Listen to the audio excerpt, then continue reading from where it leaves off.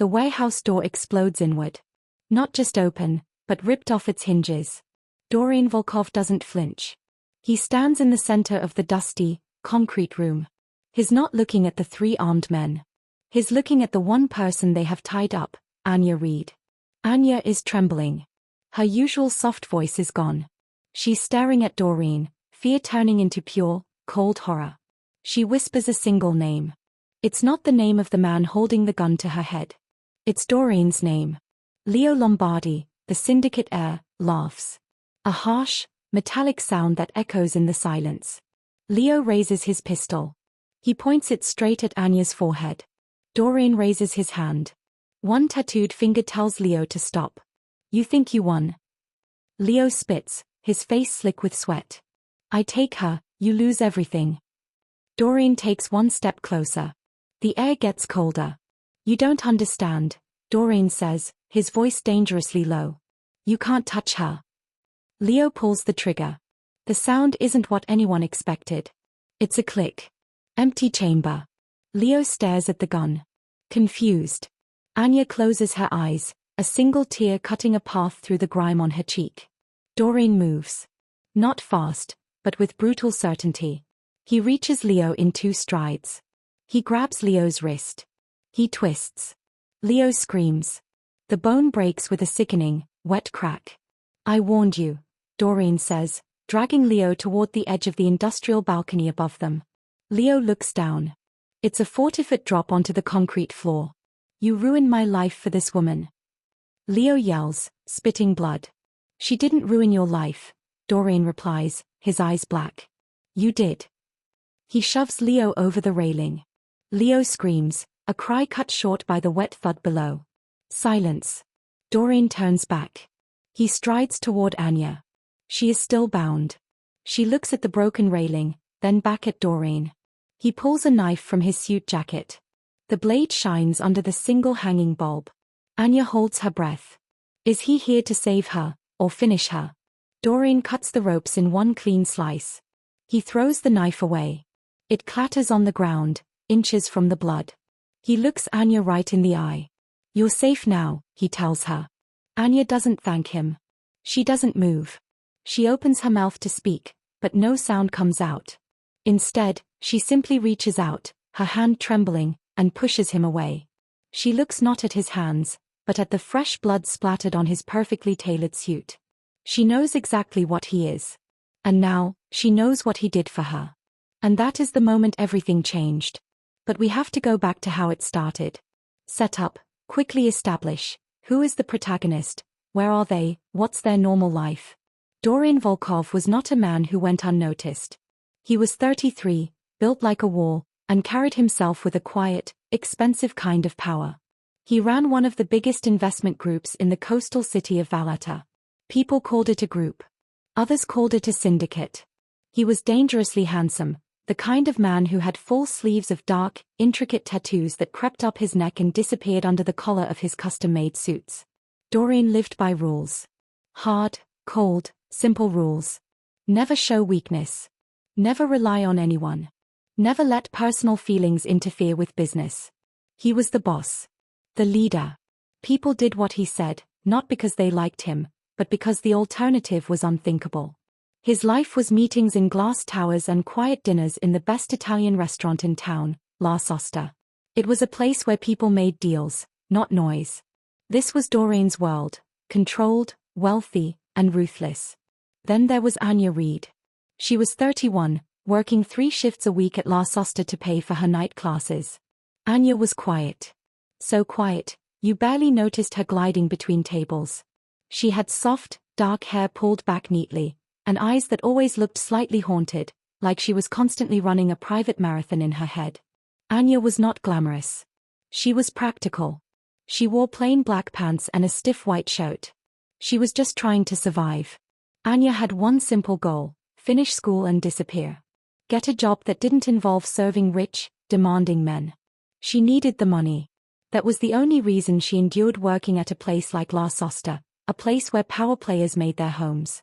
Her main conflict wasn't money, though. It was Leo Lombardi. Leo Lombardi, the heir to Dorian's biggest rival group, had noticed Anya. And he had decided she was his property. Leo was sloppy power. Flashy watches, loud calls, and a grin that told you he knew he couldn't be touched. He made her life a misery every night he dined there. And that is why we should care about Anya. She was trapped in a bad situation, working hard, and didn't deserve any of it. The bell over the door chimed, a soft sound swallowed by the deep, rich atmosphere of La Sosta. Anya saw the men walk in. She knew both of them instantly. Doreen Volkov, the owner of the place, at least as far as the police knew. He was here for his usual booth. Always the same time, always the same booth near the kitchen. He was the quiet danger. He never caused trouble, but the air around him always felt charged. She had never served him. The head waiter always took care of Mr. Volkov. Anya was relieved by this. The second man made her heart sink, Leo Lombardi. Leo was louder, flashier, and meant trouble. He brought his friends and they drank expensive red wine and shouted over each other. Tonight, Leo made a beeline for the bar, but his eyes snagged on Anya. His smile was predatory. Anya didn't look back. She clutched her order pad tighter and headed for table 7. Just breathe. Get through the shift. Doreen settled into his booth. He didn't look around. He didn't look at Leo. He looked at the menu like it held the secrets of the universe. But Doreen noticed everything. That was his job. He ran a criminal organization that pretended to be an investment firm. Missing details meant mistakes. Mistakes meant death. He saw the subtle stiffening in Anya's shoulders when Leo walked in. He saw the way her dark eyes briefly flicked to the nearest exit. He didn't know the full story, but he saw the tension. Leo sauntered over to where Anya was clearing a glass from a small two-top. Anya, darling, Leo drawled. He leaned in, close enough that she had to step back. Mr. Lombardi, she murmured, keeping her voice level. Why are you always running away? Leo asked. He didn't wait for an answer. He reached out. His hand went to the small of her back. Not a friendly touch. A possessive one. Anya froze. She couldn't move. She couldn't scream. She had learned long ago that screaming made things worse. The glass slipped from her fingers. It hit the carpeted floor, muffled, but the damage was done. Leo didn't even notice the broken glass. He just tightened his grip. I asked you a question, he said, his voice dropping slightly.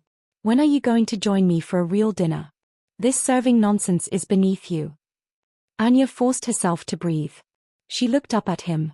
She saw the calculation in his eyes. He enjoyed this. I am working, sir, she managed, her voice barely a whisper. Please let me go. Leo laughed again, loud enough to turn a few heads. Working? You're playing pretend. You need a real sponsor, Anya. Someone to take care of you. He started running his thumbs slowly up her spine. The contact felt like fire. This was the point. This was when she usually apologized, nodded, and escaped, leaving him satisfied. But tonight was different. A shadow fell over them. A shadow that smelled like expensive cologne and absolute authority. Doreen Volkov stood there. He hadn't stood up from his booth, he had simply arrived. He didn't touch Leo. He didn't raise his voice. He didn't even look at Anya. His eyes were locked on Leo. Lombardi, Doreen said. The name was a warning. Leo turned, annoyed at the interruption. His face shifted from smugness to a forced respect. Doreen was his senior, in age and in power within the city's unspoken rules. Doreen. Just talking to the staff, Leo said easily. He took his hand off Anya's back. Anya stumbled back, her hand flying to the place where he had touched her. She gripped her white shirt, trying to catch her breath. Doreen watched the small gesture. The trembling hand. The fear. She doesn't look like she's enjoying the conversation, Doreen observed. His voice was calm, but the tone was chilling. Like a thin layer of ice over deep water. Leo sneered. She's shy. Girls like that need to loosen up. You wouldn't understand, Doreen. Too busy counting money. Doreen took a step closer. Now they were nose to nose. Doreen was taller, heavier, and completely still. Leo fidgeted, trying to hide his nervousness. This wasn't a fight. This was a statement. Doreen leaned in. The move was so subtle, the other diners didn't even notice. He spoke 3 sentences, so low only Leo and Anya heard them. Touch her again, Doreen whispered. Anywhere. Anytime. And you're done. Leo's smug face finally broke. He saw the cold promise in Doreen's eyes. This wasn't a threat about business. This was personal. Leo swallowed hard. This isn't over, Volkov. She's not yours. She doesn't belong to anyone, Doreen corrected him, his eyes boring into Leo. Now, get out of my restaurant. Leo turned red, embarrassed and furious. He threw a quick, spiteful glance at Anya, then stormed toward the exit, his friends scrambling to follow him. Doreen watched him go, then slowly turned his head to Anya. Anya was shaking. Not just a little. Her whole body was vibrating with shock. The silence felt heavy. Doreen looked at her, expecting relief. Expecting gratitude. Instead, Anya's face crumpled. Her eyes, which had held terror for Leo, now held a deeper, more profound fear for him. For Doreen. She looked at his tattooed neck, the sharp lines of his jaw, and the sheer, brutal power he had just displayed. She was terrified not of the man who had touched her, but of the man who had just saved her. And Doreen saw it. He saw the fear in her eyes and the way she instinctively recoiled from him. It was a rejection. A terrifying, silent accusation that confused him completely. Why was she afraid of him, the protector? Anya started, her voice breaking. She needed to say thank you. She needed to be polite. She looked at the floor, then back at Doreen. She didn't trust herself to speak. Doreen had saved her from a predator, but the way he had done it, the violence in his voice, the instant obedience of the rival, it wasn't the act of a kind stranger. It was the act of a king asserting his territory. And that was the instant mystery. Why would a poor, shy waitress be terrified of a powerful man who just protected her? It was as if she knew exactly how dangerous he was. More than that, it was as if she knew exactly what he was capable of doing. She recognized the monster in him. Doreen stepped back, frowning. He broke one of his cardinal rules. He let curiosity win over control. Anya, he said, using her first name for the first time. It felt strange on his tongue. What is it? Anya shook her head, clutching the order pad like a shield. Nothing, Mr. Volkov, she whispered. Thank you. I have to clean this up. She gestured vaguely at the tiny, broken piece of glass on the carpet. A ridiculous focus. Doreen saw the desperation to escape him. He saw the genuine, deep-seated terror. He wanted to ask more. He wanted to know why his defense had scared her more than Leo's harassment. But the head waiter rushed over, apologizing profusely and ushering Doreen back to his booth.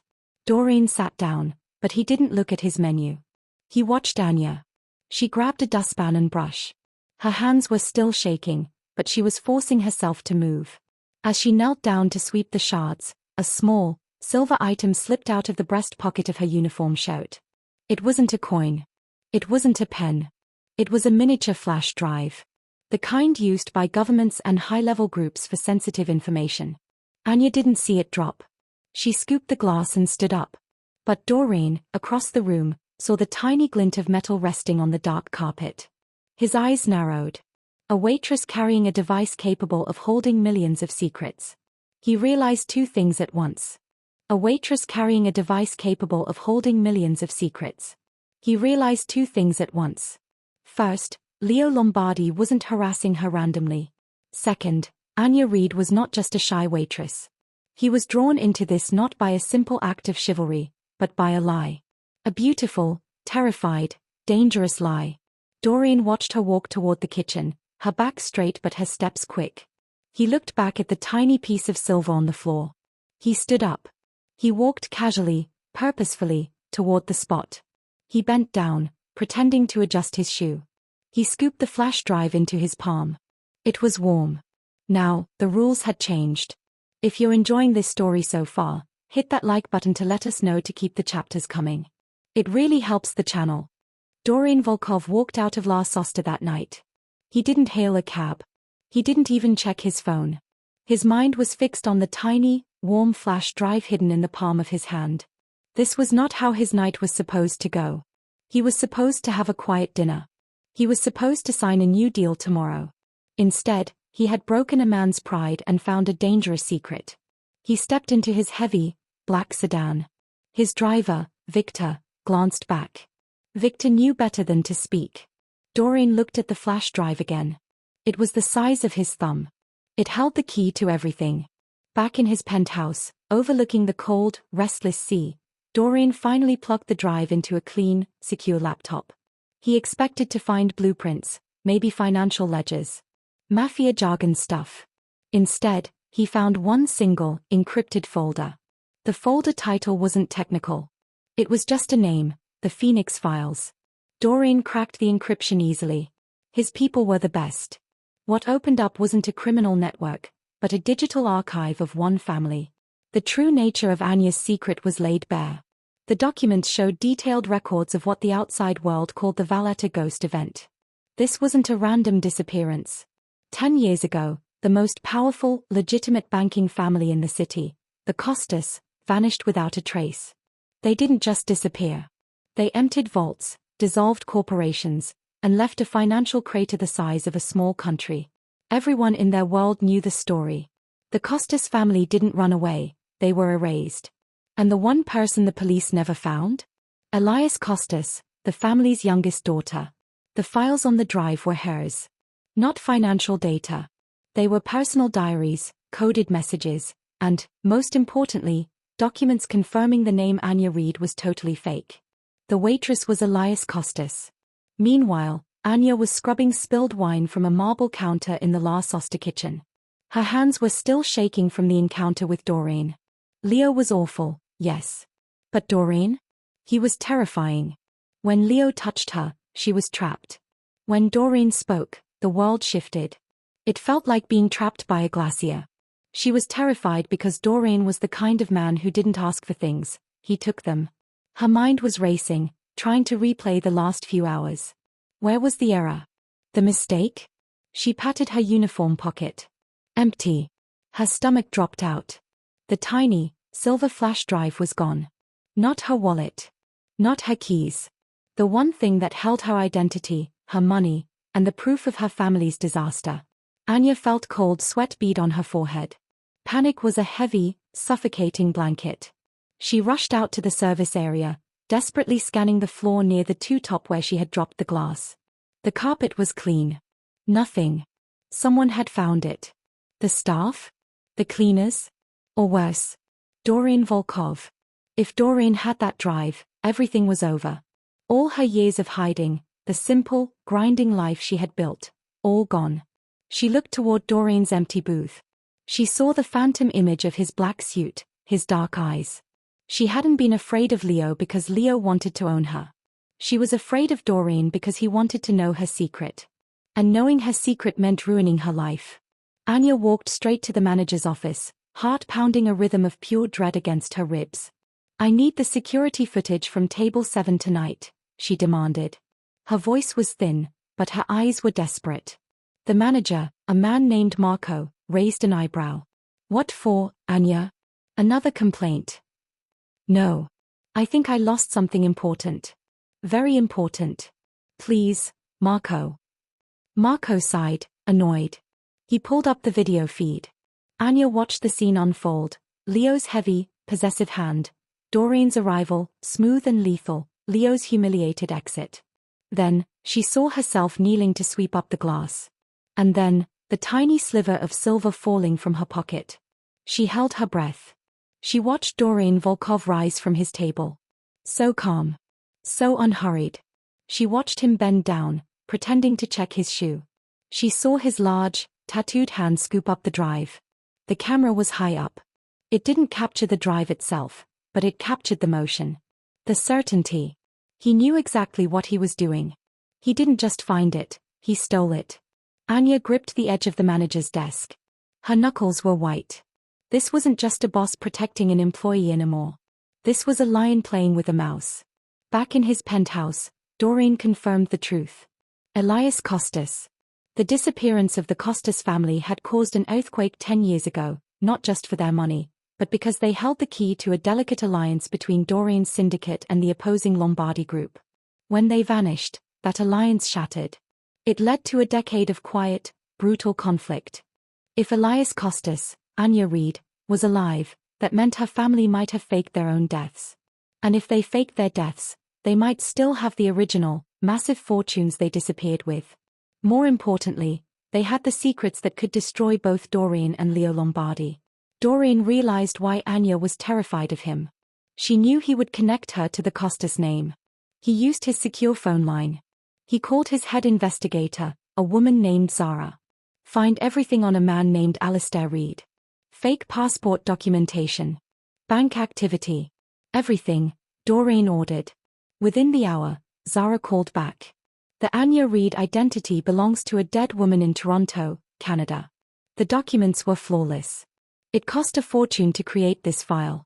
It points to high-level protection, Mr. Volkov. Protection? Doreen frowned. Who would protect her for 10 years? Zara hesitated. The records show one recurring payment, minimal but consistent, from a shell company in the Cayman Islands. That company is registered to the old Costas family trust. Doreen smiled, a dangerous, calculating expression. Her family is alive. And they are protecting their investment. Anya was a secret weapon. A ticking time bomb. Doreen knew he couldn't wait. Leo Lombardi was still out there, humiliated, and desperate to find a weakness in Doreen's wall. The minute Leo realized Anya was more than just a waitress, he would come for her, not for pride, but for power. Doreen changed out of his suit. He put on dark jeans, a simple black sweater, and a light jacket. Still expensive, still powerful, but less conspicuous. He needed to talk to Anya alone. He needed answers. Anya finished her shift. She felt exposed, like the walls were transparent. She had no plan. She just knew she couldn't go home. Her apartment was the first place Doreen would look if he was smart. She walked down the street, past the familiar bakery, past the loud pub. She was just another face. But she felt like a beacon. She made a quick decision. She needed to lose herself in the crowd. She cut across a major square, heading for the busy, chaotic central train station. She just needed one night to think. One night to call her contact and figure out how to escape the city. She hurried past a huge, brightly lit billboard advertising a new property development. Suddenly, a hand reached out and grabbed her elbow. Anya gasped. She tried to pull away, adrenaline spiking. But the grip was firm, almost crushing. It was Doreen. He pulled her into the dark doorway of a closed travel agency. Don't scream, Doreen commanded, his voice barely audible over the traffic noise. We need to talk. Now. Anya's heart hammered against her ribs. She couldn't even see the tattoos clearly, but she felt his power everywhere. The flash drive, she managed, tears starting to burn her eyes. Give it back. Doreen held her gaze. His eyes were intense, focused only on her. I know who you are, Doreen said simply. He didn't say Anya Reed. He used her real name. Elias Costas. Anya froze. Every ounce of color drained from her face. She stopped struggling. The 10 years of careful hiding evaporated in that single name. Doreen watched the transformation. The scared waitress was gone. In her place was a woman who was terrified, but also strangely hardened. A daughter of a powerful family. Where is your father? Doreen pressed. The Valletta Gold. Where is it? Anya shook her head, unable to speak. She just stared at him. The man who saved her was now the man who owned her. But before Doreen could push for an answer, a loud, powerful engine roared down the quiet side street. It wasn't a police car. It was a matte black SUV, and it wasn't slowing down. It sped straight toward their doorway. The window dropped. A gun barrel poked out. Doreen reacted instantly. He shoved Anya hard into the dark recess of the doorway. He lunged forward, drawing his own compact weapon from his jacket. The first shot cracked the air, shattering the travel agency's glass window behind them. Anya screamed, a sound swallowed by the gunfire. Leo Lombardi's voice echoed from the SUV. You're not done, Volkov. And that thing isn't going anywhere. Leo hadn't gone home. He hadn't cooled down. He had come back for revenge. And he didn't care who he had to kill to get it. Doreen fired 3 quick, precise shots at the tires of the SUV. The vehicle swerved violently, tires screeching, and slammed into a nearby lamppost. Doreen pulled Anya tighter against his chest, shielding her from the flying glass and metal. The car is a distraction, Doreen growled into her hair. He knows who you are, too. This isn't about pride anymore, Elias. This is war. Anya looked up at him, her face pale, the sound of her real name echoing in the chaos. Leo knew. And now, Doreen knew. She was trapped between the two most dangerous men in the city. The air smelled like burnt rubber and gunpowder.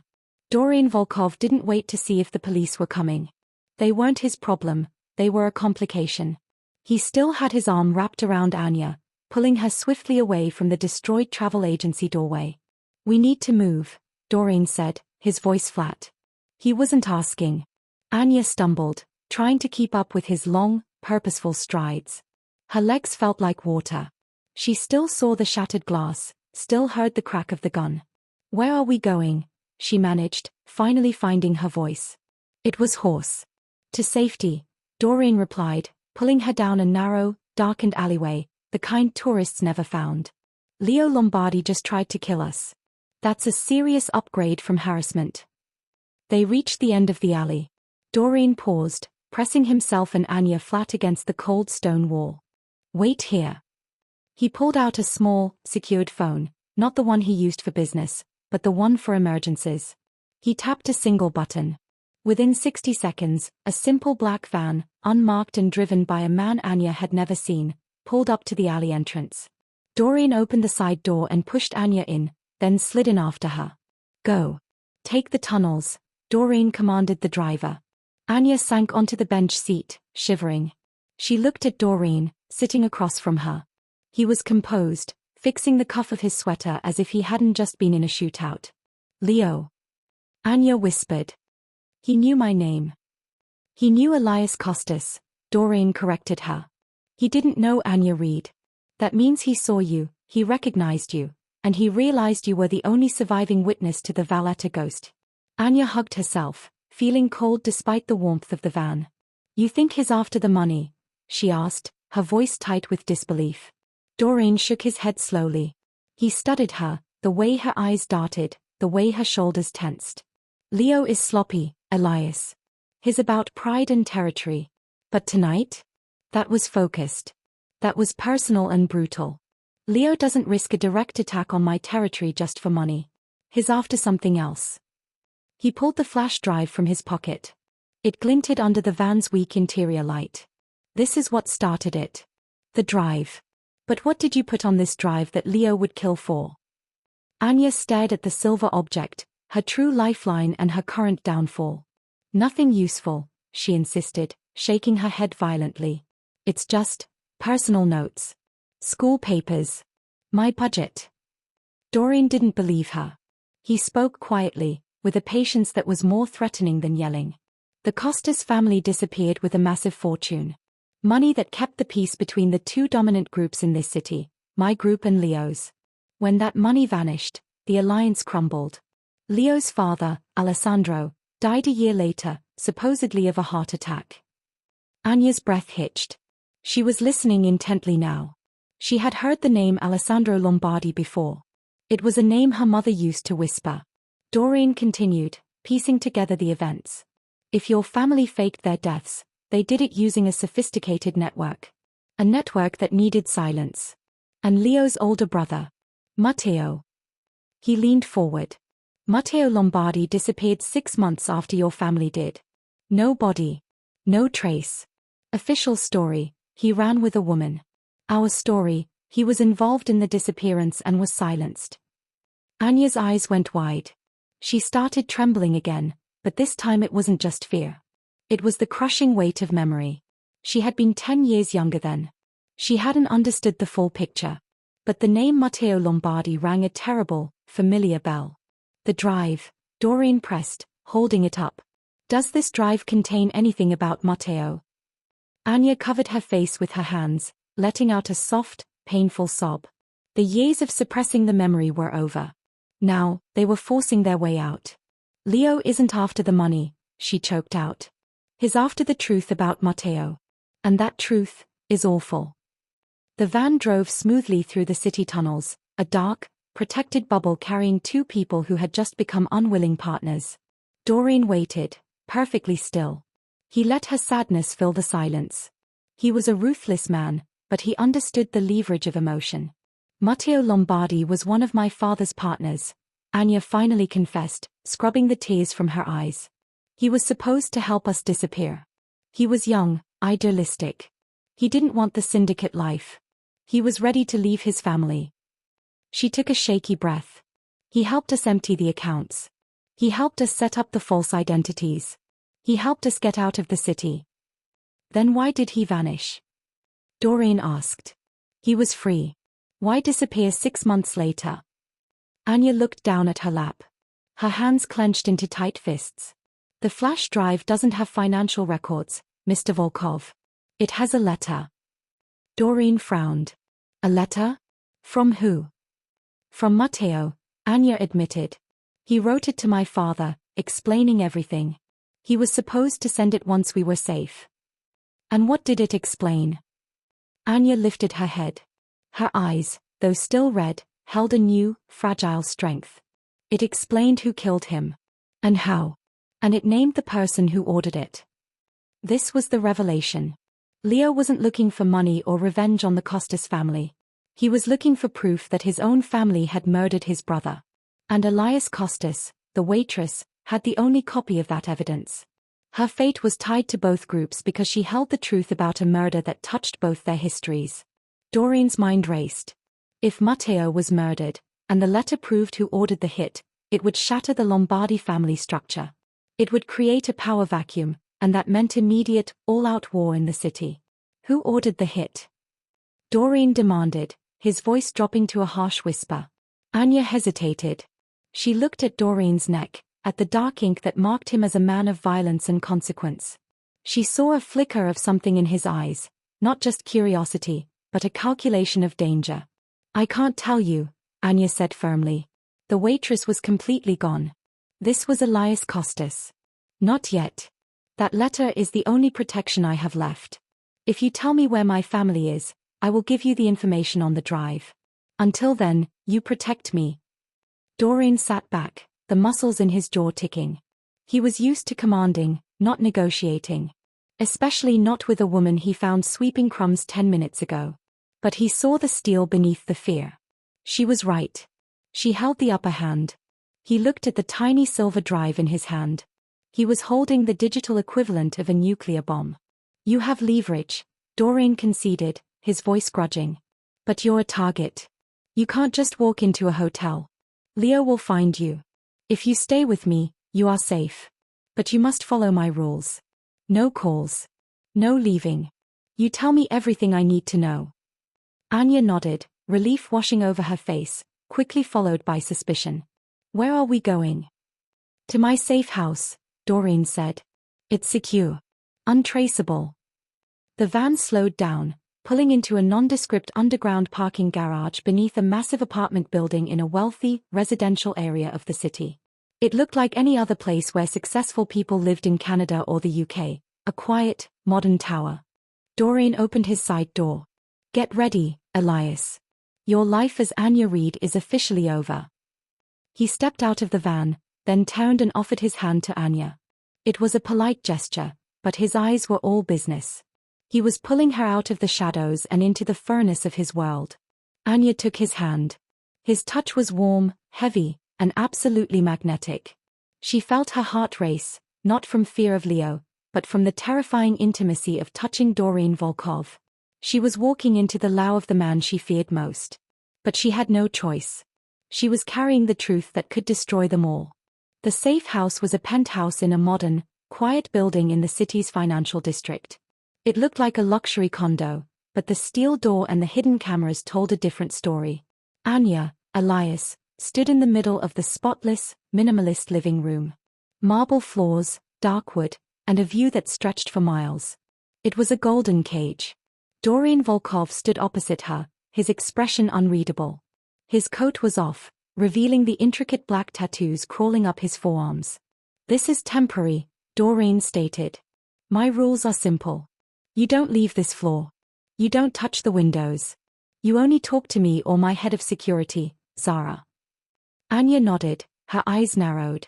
She was assessing him, weighing his power against her own limited resources. And what about my family, she countered. I gave you my terms. I want them found. Safe. Doreen ran a heavy hand over his jaw. My people are already working on it. Finding the Costas family requires serious work. They disappeared perfectly. It will take time.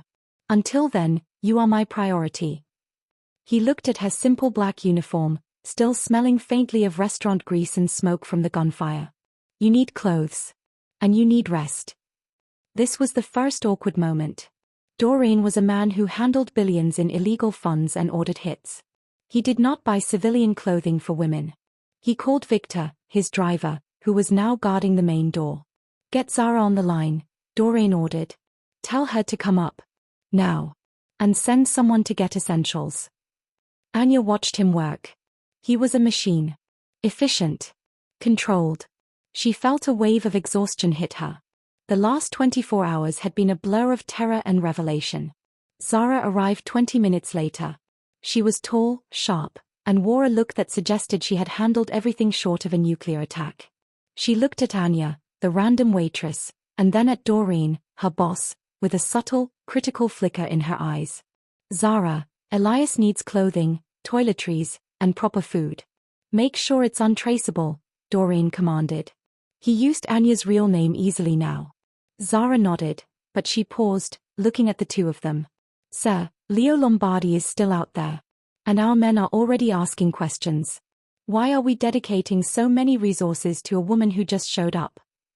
It was an embarrassing confrontation in front of Anya. Doreen's authority was being questioned, and it was her fault. Doreen didn't raise his voice. He fixed Zara with a cold, absolute glare. She is the key to the Lombardi power structure. She has information that can prevent a civil war in this city. She is not a waitress, she is the Costas leverage. Do you understand the value? Understood, sir, Zara said, bowing her head slightly, her skepticism masked. The moment she left, Doreen turned back to Anya. See? You're not a random waitress. You're a pawn with high value. That's the only way I can keep you safe. Anya understood the subtext. I am protecting you because it serves my interest, not because I care. But the fact that he felt the need to explain himself was a massive crack in his emotional armor. The next day brought more awkwardness. Doreen was trying to work. He was sitting at a massive mahogany desk, his laptop open, conducting high-level calls in Russian and Italian. Anya, fresh from a shower and wearing a simple, comfortable sweater and jeans Zara had brought, sat quietly on the sofa. She was reading an old paperback she found. Doreen hung up the phone after a tense, coded conversation. He massaged his temples. You're too quiet, he snapped, annoyed by her silent presence. Say something. Anya lowered the book. I don't have anything to say, Mr. Volkov. I'm trying not to disturb you. He frowned. You're disturbing me by not disturbing me. It's unnatural. You should be screaming, or running, or demanding things. I spent 10 years surviving silently, Anya replied, her voice soft but steady. I know how to be invisible. That's how I stay alive. Doreen stared at her. He saw the strength in her quietness. It was a kind of power he didn't possess. He only knew loud power. Later that afternoon, a security incident occurred. One of Doreen's junior guards, a young man named Stefan, arrived with dinner delivery. He was jittery and clumsy. He saw Anya alone in the hallway while Doreen was in the vault room. Stefan stopped her. Hey. Boss says you need to eat. This is pasta. Anya reached for the tray. Stefan didn't let go. He was obviously trying to impress the boss's mysterious guest. I'm Stefan. Don't worry. We'll protect you, he said, too loudly. But listen, the boss is getting soft. You need to tell him what you want, okay? Just ask. He always gives pretty girls what they want. Anya's face paled. She was trapped again.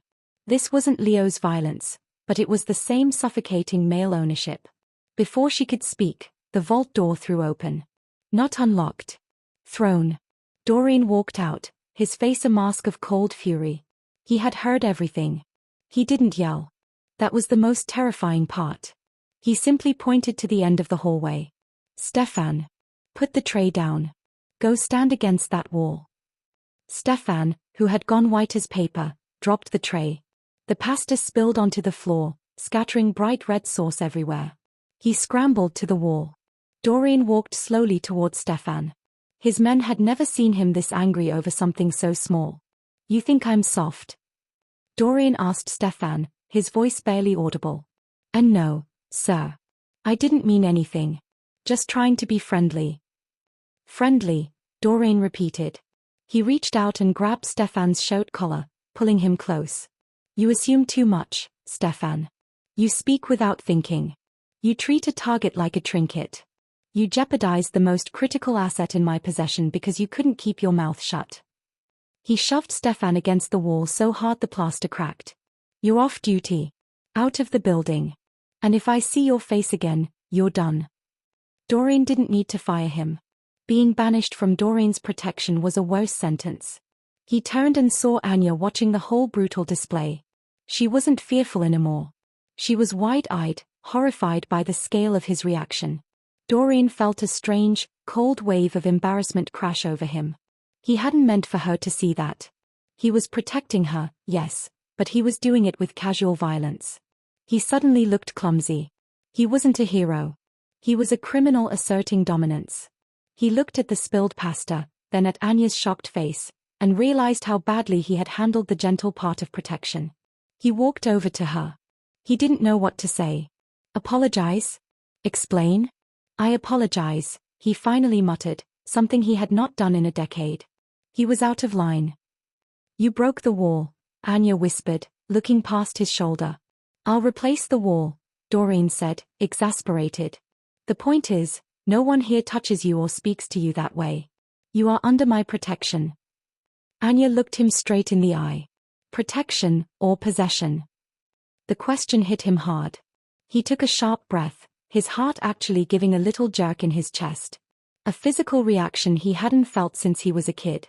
"I am protecting my investment," Dorian repeated, sticking to the lie that kept him safe. Nothing else. But later that night, as Dorian was reviewing security protocols, the door to the office cracked open. Anya stood there in the soft light. "I need to tell you something," she said quietly. "The name of the killer?" Dorian asked, jumping right back to business. "No. About Leo." Anya stepped into the room. She looked vulnerable, but determined.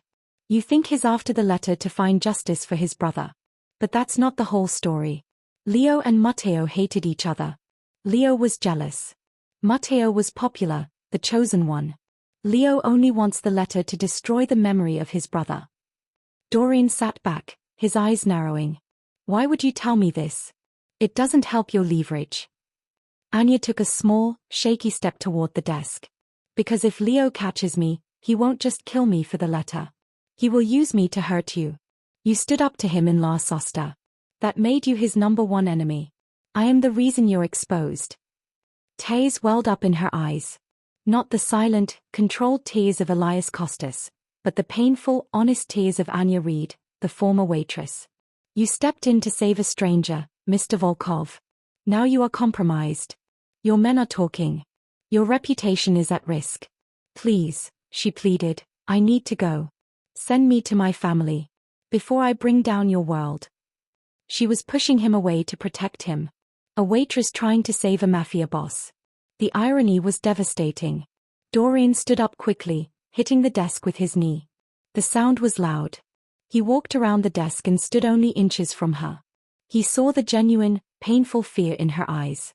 "You don't get to tell me who I protect, Elias," he growled, the intensity of his gaze making her heart pound again.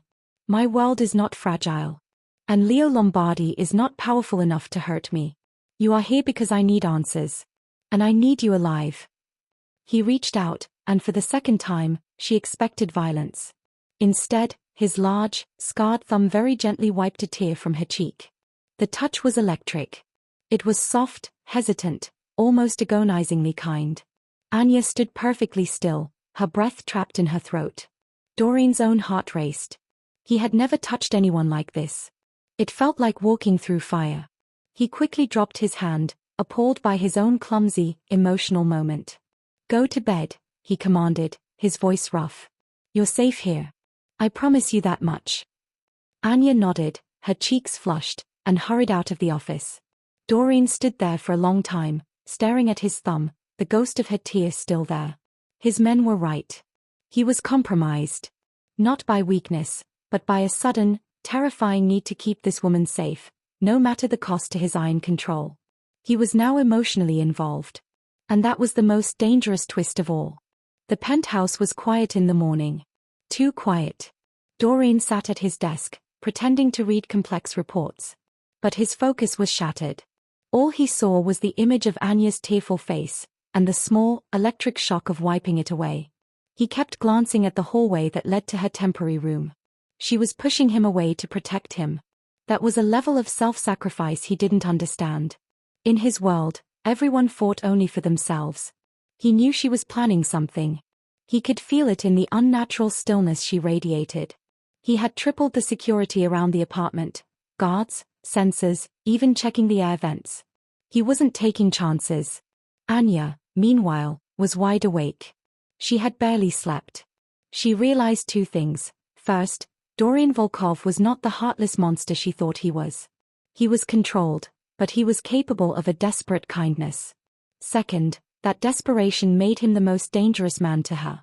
She had given him the story about Leo's jealousy. But she still held the true, terrifying secret. The one that meant instant death if he discovered it. The letter on the flash drive named Matteo Lombardi's killer. But the files that weren't on the drive, the memories in her head, named the person who helped arrange the Costas family vanishing. And that person was someone close to Doreen. Someone connected to his power. Anya knew she couldn't stay. She couldn't watch Doreen risk his empire for her, only to have her final secret blow it up. She had to run. She had noted the shift changes for the guards outside. Every 4 hours, there was a 7-minute window when one guard went to the bathroom and the other was checking the security feed. The opportunity came at exactly 10:04 a.m. Doreen was on a secured video call, his back to the living room. Anya was in the kitchen, making a cup of tea. She watched the clock. At 10:05, she moved. She had spent the previous hour disabling the magnetic lock on the utility closet door near the main hall using a hairpin she'd found in the bathroom. She slipped into the closet. It smelled faintly of cleaning fluid and metal. She waited, heart hammering against her ribs, her breath shallow. She could hear Doreen's low voice talking on the phone. The second part of the plan, she needed to open the apartment's steel outer door just long enough to reach the service elevator, which was less monitored than the main lift. She slowly pushed the closet door open and crept out. The main door lock was coded. She didn't know the code, but she knew the guard sometimes left a maintenance card in a nearby slot for quick access. It wasn't there. Anya froze. The key card wasn't there. Plan A failed. She looked around frantically. She couldn't go back, the timing was too tight. She had to try the code. She started punching random numbers into the keypad. Doreen's birthday, his business launch year. Nothing. Trying to break the code, Elias. Doreen's voice, low and absolutely lethal, came from directly behind her. Anya gasped and spun around. He had silently ended his call and walked up behind her. He stood there, arms crossed, his tattooed neck muscles tight with controlled anger. "It's not what you think," Anya stammered, her face flushed with shame and failure. "I think," Doreen interrupted, stepping toward her, "that you believe I can't keep you safe. And that you are willing to risk both our lives on a stupid elevator ride." He reached out and grabbed her wrist. His grip was firm, not violent, but utterly inescapable. He dragged her back into the living room, toward the large glass windows overlooking the city.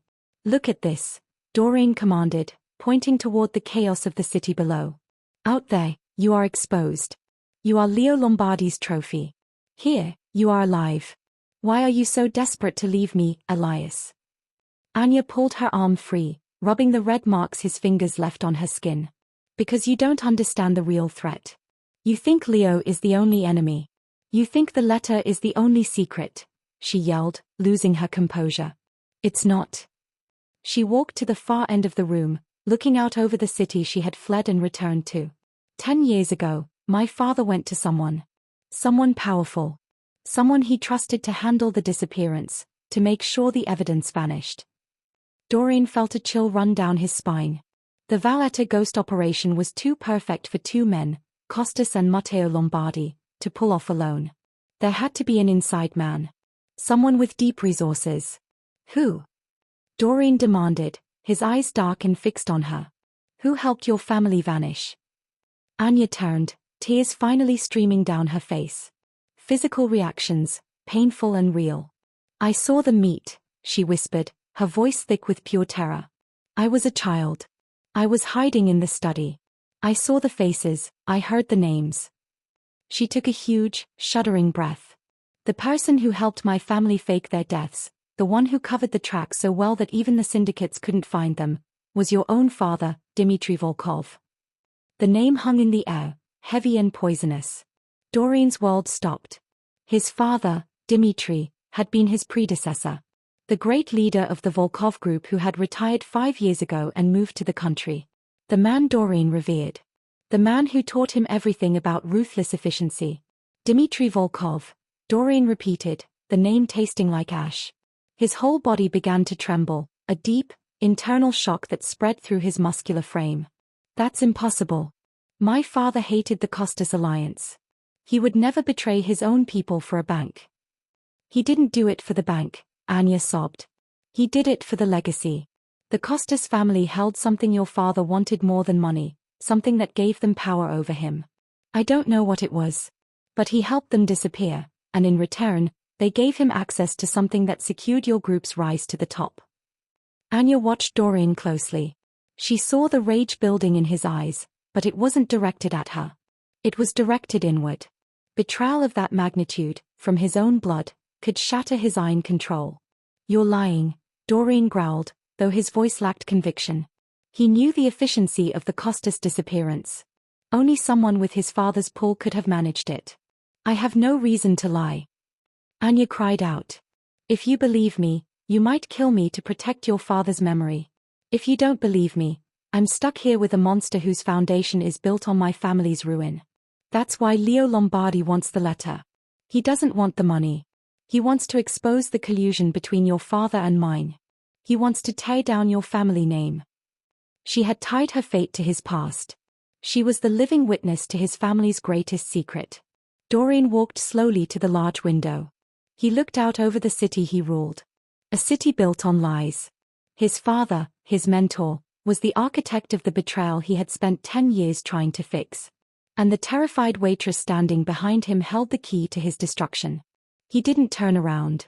He didn't need to see her to know she was telling the truth. The fear, the tears, the specific name, it all locked into place. The letter, Doreen said, his voice now dangerously calm, lacking all emotion. Does it mention my father? Anya hesitated. This was the final piece of leverage. The moment she gives it up, she dies, or she becomes his slave forever. It mentions a partner, she admitted. The one who received all the profits from the cleanup operation after Matteo was killed. Doreen finally turned. His eyes were cold, black holes of fury and desperation. His fists were clenched so tight his knuckles were white. The man was 1 inch away from snapping. You will give me that drive now, Elias, Doreen commanded, taking a step toward her. And you will tell me every single detail your father told you about Dmitry Volkov. Anya stood her ground, trembling violently, tears still on her cheeks. She was crying, but she wasn't submitting. My family first, Mr. Volkov. I won't be killed for protecting a monster. Find my family, and you get the whole truth. If I die, the original files go to Leo. Doreen was breathing hard. The air in the room felt impossibly heavy. He had been betrayed, exposed, and trapped by a woman he was rapidly falling for. And she still refused to cooperate. He took another step. He was too close. His presence felt like a physical threat. Anya closed her eyes, preparing for the inevitable violence. But Doreen stopped.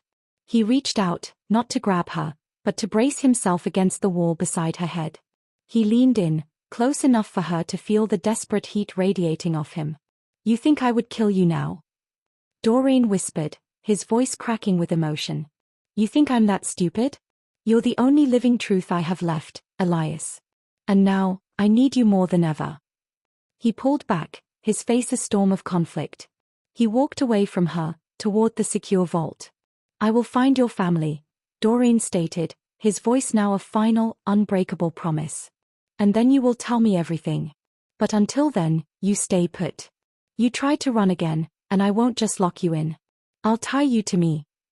The tension in the penthouse following Anya's confession about Dmitry Volkov was a palpable, suffocating force. Dorian had immediately thrown himself into work, ordering his security chief, Sergei, to compile every surveillance image, every financial transaction, and every public appearance related to his father from the last 10 years.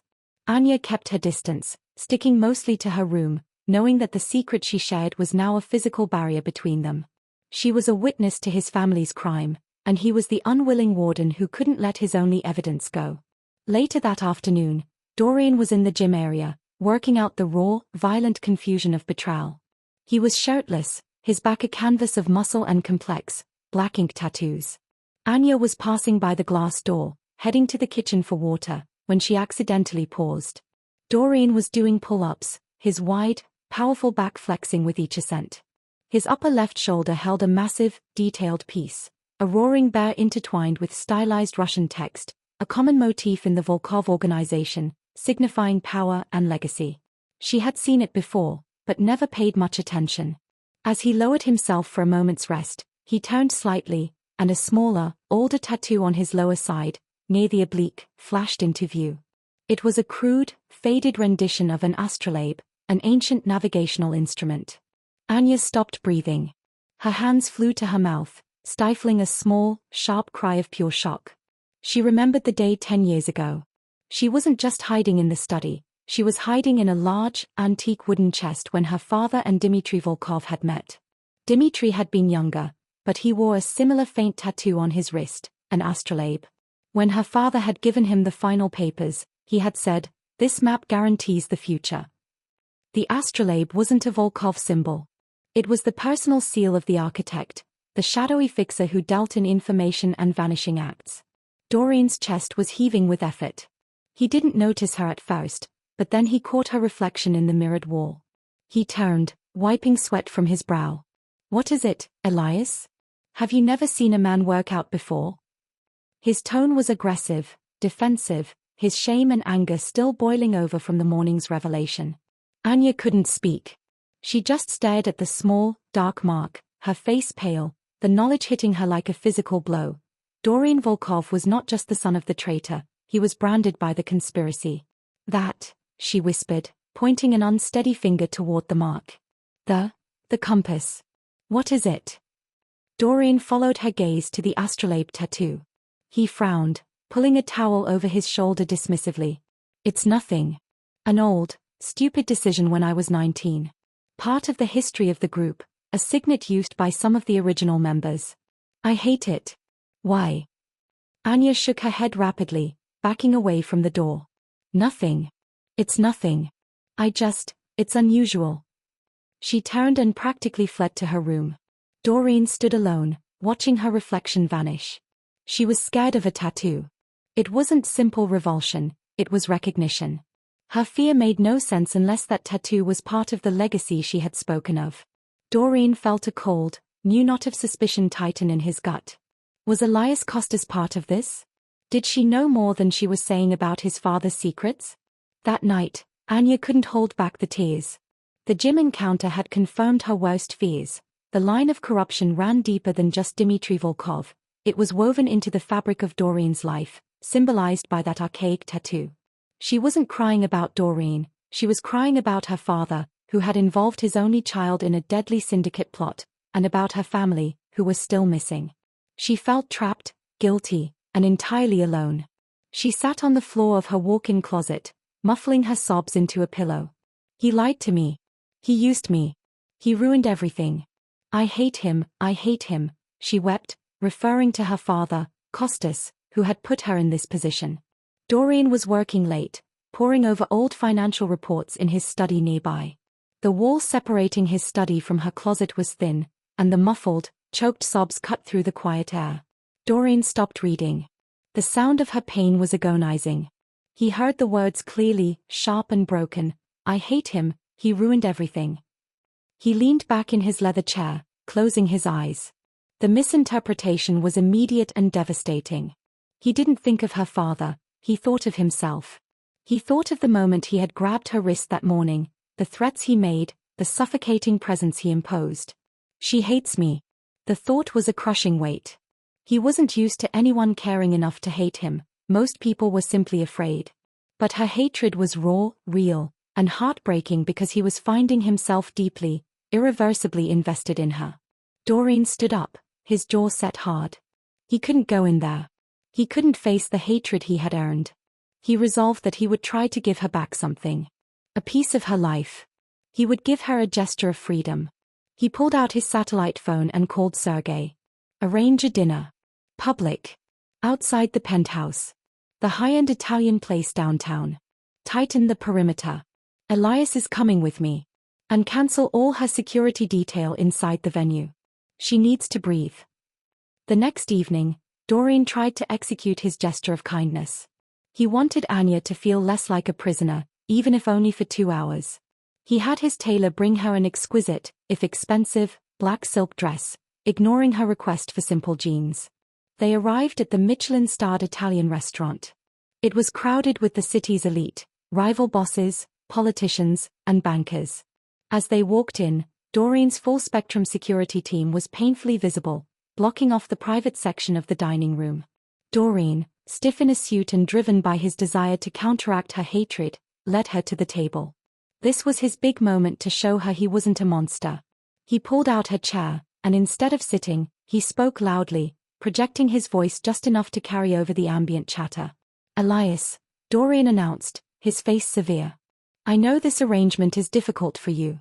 Tonight, I want you to understand that while your safety requires me to be vigilant, I do not wish to keep you caged. For these 2 hours, you are free to order anything you want, talk to anyone you wish, and you will not have a shadow. Consider this a temporary reprieve. He motioned grandly to Sergei, who was standing stiffly at the entrance. Sergei, stand down all visible personnel inside the room. Wait for us outside. Sergei, shocked by the command but obedient, stiffly inclined his head and led the internal guards out. The entire dining room, full of people who knew exactly who Doreen Volkov was and what Elias Kostas represented, fell into stunned silence. Anya felt a searing heat crawl up her neck. Doreen wasn't giving her kindness, he was granting her a supervised visitation with the world, making a public performance of her captivity. The gesture was meant to be private. Performed publicly, it was patronizing and humiliating.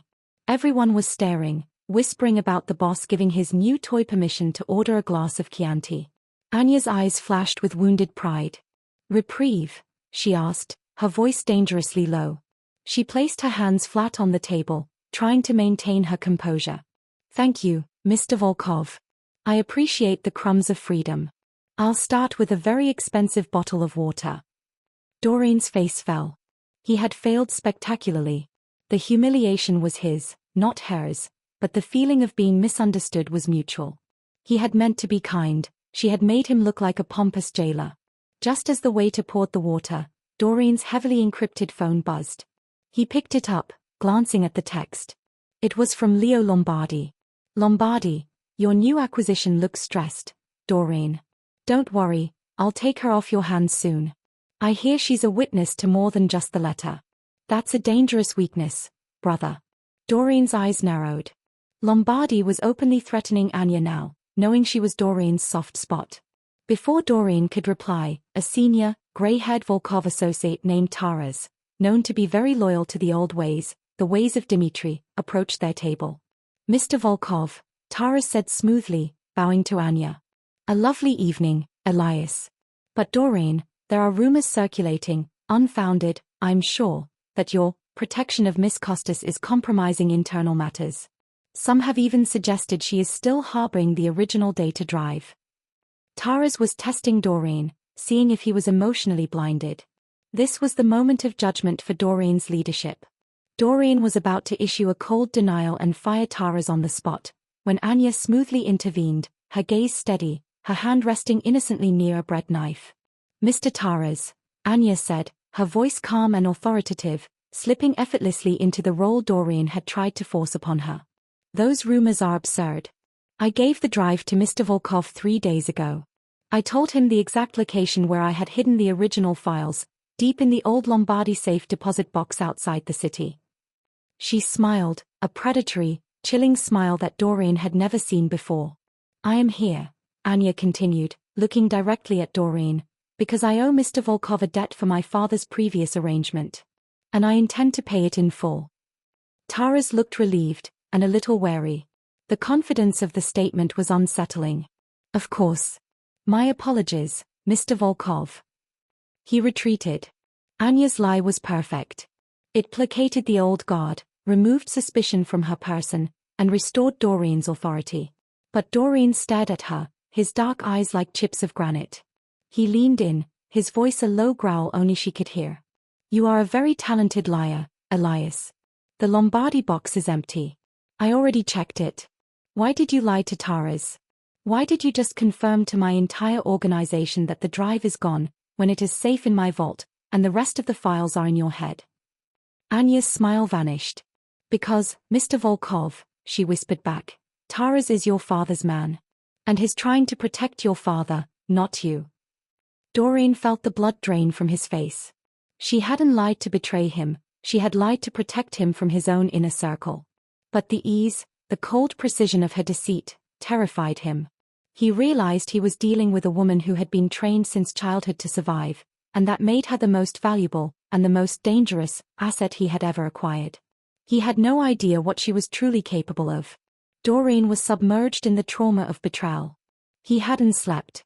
His study was littered with old financial ledgers and restricted Volkov Group internal reports, all pointing back to his father, Dmitri. He was searching for the legacy Anya had claimed Dmitri stole from the Kostas family. Sergei, Doreen's security chief, entered quietly. He was holding a file bound in heavy black paper, marked with a red, restricted stamp. Boss, Sergei said, his voice unusually strained. I compiled the files related to the most successful internal attack against us in the last decade. It's what you asked for, Operation Blackout. The attempted hit on you 10 years ago. Doreen didn't look up from the ledger. It was a rival family, Sergei. A failed attempt to destabilize the hierarchy. We believed that, sir. But reading it now, with the context of what Miss Kostas shared, the logistics don't match. It was too precise. The windows of vulnerability, the lack of backup for you, it had to be an inside job, set up to look like an external rival. Sergei slid the file across the mahogany desk. And there's one detail we never followed up on. Doreen's hand finally moved, opening the file. The events of that night, the ambush in the dilapidated warehouse district, the gunfire, the searing pain of the 2 shots he took, were still vivid scars in his memory. He skimmed the police report and the forensic summary. Target found stabilized but barely conscious. Assassination failed due to a sudden, highly localized distraction. A civilian witness was reported but never identified. Doreen looked at Sergei. The distraction. A minor fire and a triggered alarm in the adjacent property. The official report called it a structural failure. But we think someone intervened. Someone bought you 30 critical seconds. In her room, Anya was frantically assembling a signal using the stripped electronics of a small radio clock she had smuggled from the kitchen. She needed to reach her father. If Dmitri Volkov was involved, the threat was exponentially higher. She paused, gripping the clock circuit board. She could hear Doreen and Sergei's voices, sharp and low, filtering through the vents. They were discussing the night Doreen was almost killed. Then, she heard Sergei say, "We found a new security image, boss. Satellite footage from a nearby dry cleaner's roof. Heavily pixelated, but it shows the distraction. It's a small figure running from the scene, heading south. And look at this blow-up." Doreen's voice was a low, dangerous rumble. An astrolabe? They wore a pendant? That symbol, it's the mark of the architect's inner circle. The man who set up the hit on me wore the same signet. Why would someone wearing their symbol sabotage the kill? Anya froze. The astrolabe. The ancient navigational symbol she'd seen on Doreen's faded, shameful tattoo, Chapter 6. She hadn't just recognized it from her father's meeting with Dmitri, she recognized it from the most terrifying night of her childhood. 10 years ago, she wasn't just in the city, she was there that night. Her father, Kostas, had taken her, not his son, but his daughter, disguised and masked, to a training session where she was forced to participate in cleaning up a hit. The target was the younger Volkov. The target who, years before, had smiled and given her a lollipop on her 6th birthday. That night, watching the ambush begin, watching the shooters move in for the final, brutal shot, Anya saw the younger Volkov fall. And she saw the cold, efficient killers, men her father called the architect's hands, move in. She couldn't let him die. Not the man who had shown her a fleeting moment of kindness in a world of monsters. In a moment of panic, the teenage Anya had done the only thing she could think of. She had kicked over a stack of oxygen tanks and pulled the fire alarm, creating the distraction that saved Doreen Volkov's life. Doreen didn't need the blurry photo of the pendant. He just needed the answer. He already knew the astrolabe connected his father, the architect, to the Costas vanishing. Now, it connected him to the person who sabotaged his execution. He flipped the page to an old police composite sketch, a crude attempt to draw the witness based on a quick glimpse from a patrol car. The sketch was rough, depicting a wide-eyed girl in a dark hoodie, but the shape of the jaw, the anxious brow, it was Elias. Anya. Doreen's hand trembled. The woman he was hunting, the woman Leo Lombardi was hunting, the woman who was holding his life and his father's crimes hostage, was the reason he was breathing today. He had been sleeping next to his secret savior, his secret witness, and his key to revenge. He walked out of the study, the black file gripped tight in his hand. He didn't knock. Anya was sitting bolt upright on the bed, her face white. She knew. That night, Doreen's voice was low and strained, almost unrecognizable. He didn't look angry, he looked shattered. 10 years ago, in the warehouse district. The night I was shot. You were there. Anya swallowed hard. Her entire body was shaking, but she forced the words out. I was there for the cleanup. I was doing what my father told me to do. You were the distraction, Doreen corrected her, stepping closer. He tossed the file onto the bed, showing her the police sketch. You were the one who pulled the alarm. You risked your life, risked your family, to save mine. Why, Elias? Why would the daughter of the man my father helped vanish save the life of the son of the man who betrayed her? Because, Anya whispered, the lie she had protected for 10 years finally dissolving, I was ordered to clean up the crime, not participate in the murder. And you were kind to me once. A long time ago. Doreen didn't move. A decade of hatred, suspicion, and rivalry was being overturned by a girl, a fire alarm, and a stolen lollipop. The revelation was interrupted by the piercing electronic drone of the large living room screen powering on, activated by a news alert. Leo Lombardi stood in front of a heavily armored bank vault. The headline banner read, Lombardi vows revenge on Costas killer. Doreen Volkov is protecting a murderer, Leo announced, his face tight with theatrical grief. The coward, Elias Costas, who killed my brother, Matteo Lombardi, hid the evidence in this very safe deposit box, the same box Volkov promised the syndicates was empty. Leo then stepped aside.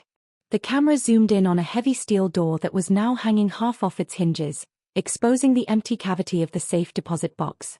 We found nothing, because Volkov is hiding the real evidence and the real killer, the girl who calls herself Elias Costas, Leo spat. But the Lombardi name is not built on lies. Doreen, you chose to protect your father's legacy and the killer of my brother. You chose to start a war. The screen cut to a massive reward offer for any information leading to the capture of Elias Costas, explicitly listing the charge, murder of Matteo Lombardi. Anya, watching the screen, felt a dreadful realization. Leo had completely inverted the truth. He thought she was the killer because she was the only witness who escaped the warehouse where Matteo was killed that night. Doreen looked from the screen to Anya, then back to the screen. He thinks you killed his brother, Matteo, the night you saved my life, Doreen stated, his voice now a chilling blend of realization and profound commitment. He wants you for revenge. I need you because you are the only person alive who knows the truth about my father and the key to my survival. He walked over to the windows, looking down at the city where Leo Lombardi was actively turning every resource against them. You wanted to run, Elias, Doreen said, turning back to her. You are running now, and you can't stop. Because you are the witness to 2 crimes, the one that founded my empire, and the one that tried to end my life. And both crimes are linked to my father. He pointed toward the heavy steel vault embedded in the wall. The flash drive stays in there. You stay here. We are no longer a prisoner and a warden. We are partners in a lie, Elias. And now, we fight the man who wants to destroy us both. The penthouse was eerily silent following Anya's confession and Doreen's subsequent vow. The fragile truce between them was built on the terrifying foundation of Dmitry Volkov's betrayal, forcing them into a desperate, volatile partnership. Doreen was back in his study, the remnants of his father's legacy spread across the desk. He was a man drowning in his own history. Anya was in the living room, staring out at the city, the heavy weight of her secret having finally shifted from her shoulders to his. Suddenly, the encrypted network hub on Doreen's desk erupted with a cascade of notifications. It wasn't a private message, it was a mass media storm. A live stream began playing on the largest wall screen, a high-production, professional broadcast. Leo Lombardi stood in front of a backdrop emblazoned with the official seal of the Syndicate Governing Council. Beside him stood several minor bosses, faces grim and official. 10 years ago, Leo's voice boomed, clear and devastatingly calm. Our syndicate was shattered by two traitors, Costas, who betrayed us for money, and Matteo Lombardi, who died trying to expose him. We sought the truth, and now, thanks to the cowardice of Doreen Volkov, the truth finds us. The screen flashed a crisp, high-resolution photo of Anya, dated from 2 months ago, standing in her waitress uniform. The picture was overlaid with her full name, Anya Costas. The woman Doreen Volkov shelters and calls Elias is Anya Costas, the daughter of the traitor. And, more critically, she is the sole living witness to the Valata ghost operation, the scheme that implicated Doreen's own father, Dmitry Volkov, in the disappearance of the entire Costas lineage. The silence in the penthouse was absolute. Doreen stood frozen, watching his world burn in HD. Anya Costas holds the evidence that proves Dmitry Volkov, the supposed pillar of our organization, collaborated with our enemies for personal gain. Leo continued, his voice rising to a moral crescendo. Doreen Volkov is now in possession of a dangerous terrorist, a witness to high treason, and the living key to his father's conspiracy. We demand, in the name of syndicate law and justice, that Doreen Volkov immediately surrender Anya Costas for interrogation. The screen cut to black, replaced by a torrent of news alerts and emergency conference requests from every major faction.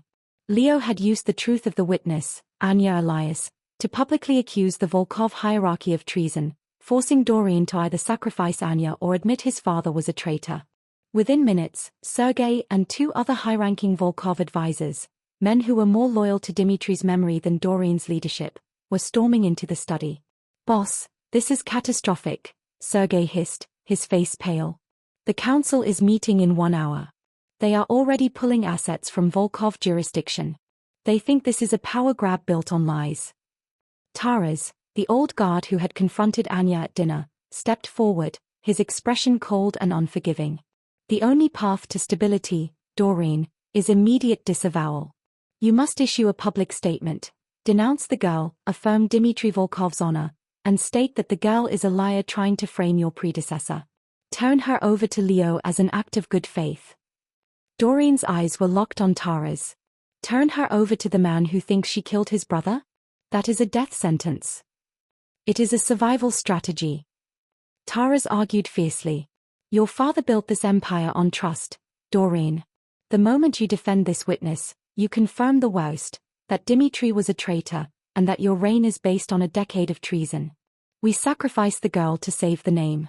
It is simple math, boss." The brutal calculus hung in the air. Protect the woman who saved your life, or save the empire she now threatens to destroy. Doreen felt a terrifying, familiar coldness settling over him. He was a syndicate boss first. He was trained to cut out the rot, no matter the personal cost. The Volkov name was everything. He looked at the door leading to the living room, where Anya stood. He had promised to protect her, but that promise now cost millions of lives and the collapse of the only world he knew. Doreen finally spoke, his voice quiet, deadly, and utterly decisive. "Sergei, get the jet ready. Taras, you are confined to your residence until further notice. You will not attend the council meeting." Doreen was choosing neither option. He was buying time, and asserting absolute authority. Doreen walked into the living room. Anya hadn't moved. She was watching the news ticker scroll the damning reports. Volkov under pressure. Daughter of traitor unmasked. Syndicate emergency. They know, Anya stated, turning to face him. Her eyes were tearless, but blazing with a furious, wounded resignation. Leo made his move. He did, Doreen confirmed, stepping closer. He looked massive, formidable, but his hands were trembling, betraying the hurricane of conflict inside him. And they want you. They want me to hand over Anya Costas, the witness, the savior, and the perceived killer, to prove my loyalty to my father's ghost. Anya watched him, waiting for the inevitable betrayal. So, the Empire wins. I understand. Doreen let out a short, bitter laugh. You think it's that easy? You think I'd choose the lie my father built over the truth that saved my life? That I'd hand my savior to her executioner? He reached out, his hand closing around the back of her neck, gently but firmly. He forced her to look up at him. I will not sacrifice you, Anya, he growled, the name ringing with a possessiveness he no longer bothered to hide. But I will use you. To the outside world, you are still Elias Costas, the killer I'm holding for investigation. To me, you are the single most valuable, most dangerous piece of evidence I have. He pulled her toward the thick, steel door of his vault. He slammed a heavy wrist cuff around her left hand and activated the magnetic lock, attaching the other end of the chain to a sturdy internal ring on the vault door. The chain was long enough for her to move throughout the living room, but she was visibly, inescapably tethered to his most secure asset. What are you doing? Anya gasped, wrenching at the chain, her face contorted in disbelief. This is worse than a cage. This is humiliation. This is protection. Doreen yelled, his control finally snapping. The outburst was violent, shocking them both. I am going to the council meeting now. I am walking into a den of wolves who believe I am a traitor. And when I am gone, you need to be secured in a way that proves to my own men that you are nothing more than my captive. I chose your life, Anya.